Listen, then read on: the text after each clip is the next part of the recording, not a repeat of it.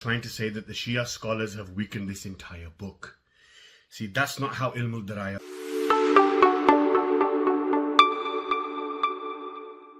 Even according to their own scholars, it's completely fabricated. Look.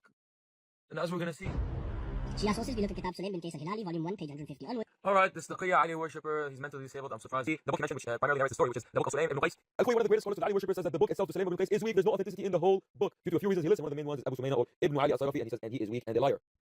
Here is one of the greatest scholars of Mufid that says that you should not act on anything in the book of Salim ibn Qais and that it is deception and should not rely on it as a whole. There's nothing from it. Okay, so I brought a narration from Kitab Salim ibn Qais al-Hilali mentioning that Umar ibn al-Khattab attacked the daughter of the Prophet and Imam Ali alayhi salam defended his wife and he attacked Umar back. What he's doing is he's trying to say that the Shia scholars have weakened this entire book.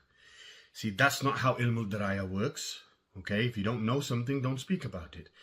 This is the same brother that thought that Ibn Abil Hadid was a Shia and he thought that his name was Ibn Abil Haddad. Right, so he even got his name wrong.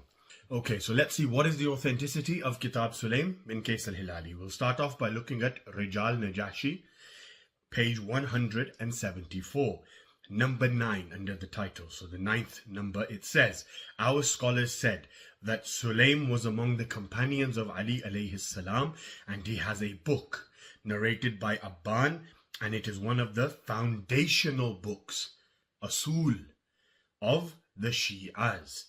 Allama Bakir Majlisi in Bihar al-Anwar, volume 1, page 32, writes that the book is a great foundational source and our early scholars relied upon it and trusted what it contains.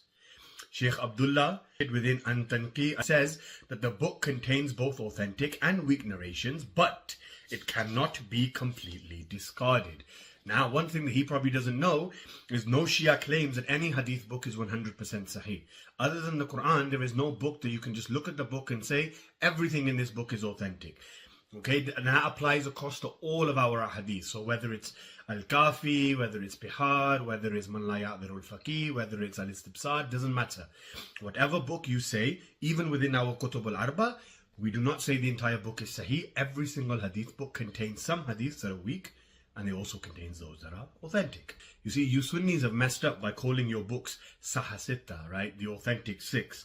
Or even saying Sahihain, meaning Bukhari and Muslim, by deeming that the entire book is correct and authentic, and then when you find something in there that lies and insults the Prophet or goes against the religion of Islam, you don't know what to do. So you start weakening the Quran in order to defend your hadith. We don't do that, right?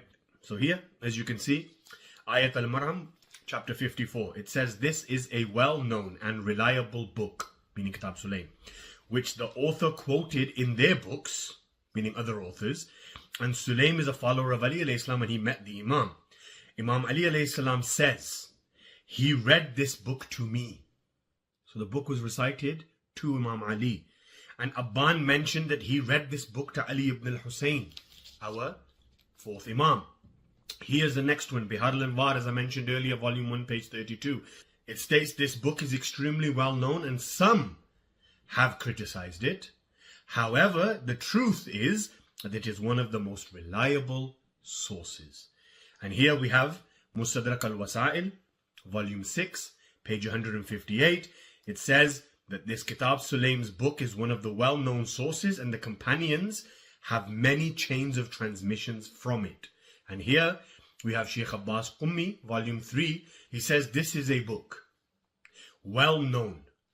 It is the first book to appear for the Shias, known among the hadith scholars, and Sheikh Kulaini and Sheikh Sadduq and others have relied on it. So, do not talk about my hadith books when you have absolutely no knowledge of how our Ilm al-Diraya works. Maybe try educating yourself and then come back. And if you, before you start attacking our books, maybe try defending Bukhari, who says that your Nabi sallallahu alayhi wa alayhi was bewitched, illiterate, possessed, suicidal, and used to urinate standing up.